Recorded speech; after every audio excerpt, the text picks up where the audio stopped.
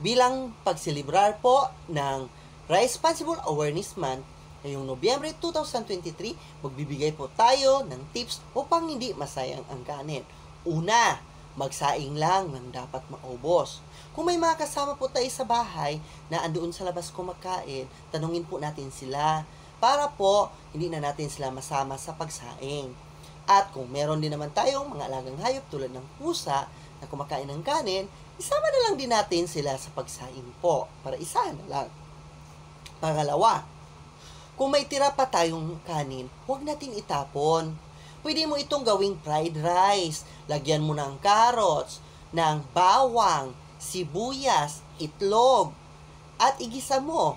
Ito ay magiging sustansyang pagkain na.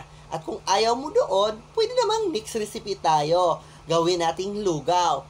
Gawin lang natin ng kanin, lagyan natin ng tubig, ng paminta, lagyan din natin ng asin, seasoning, at pwede natin lagyan ng itlog, manok, at mga gulay. So, mabubusog ka na din at saka hindi pa masasayang ang pagkain mo. Pangatlo, naalala niyo pa ba ang awiting magtanim ay di biro? Sa puntong iyon, nakalagay, magtanim ay di biro, maghapon na kayo ko, di naman nakatayo. Ay nakasaad din doon ang trabaho ng isang magsasaka lalo na doon sa palayan. Hindi biro ang pagtatanim, kaya wag nating sayangin ang bigas at isipin po natin ang mga kababayan natin at iba na membro sa sakuna, sunog at kalamidad, lalo na sa mga giyera na walang pagkain. Maswerte na nga tayo dahil meron tayong kanin. Kaya wag nating sayangin po. Kung iisipin natin at sundin ang tatlong tips na binigay ko, ito'y nagbibigay sa atin ng malasakit sa kapwa, pagmamahal sa inang bayan, at pasasalamat sa Diyos na hindi natin inaabuso ang ating mga bigas para hindi po sila po ay masasayang.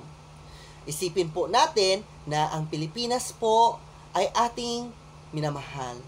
Mahalin din natin ang mga magsasaka na tudok kayod para may masuportang pagkain para sa pamilya at para nating mga Pilipino. Dahil kung magiging isa tayong responsible na citizen, tayo ay magkaroon ng maraming sapat na bigas para sa Pilipinas. Sa lahat po, tayo ay magtitipid. Huwag natin sayin ang kanin dahil sa bawat pagtitipid, tayo ay may buhay na masasagip. Maraming salamat. Ugaliin natin ang pagiging responsible citizen Philippines.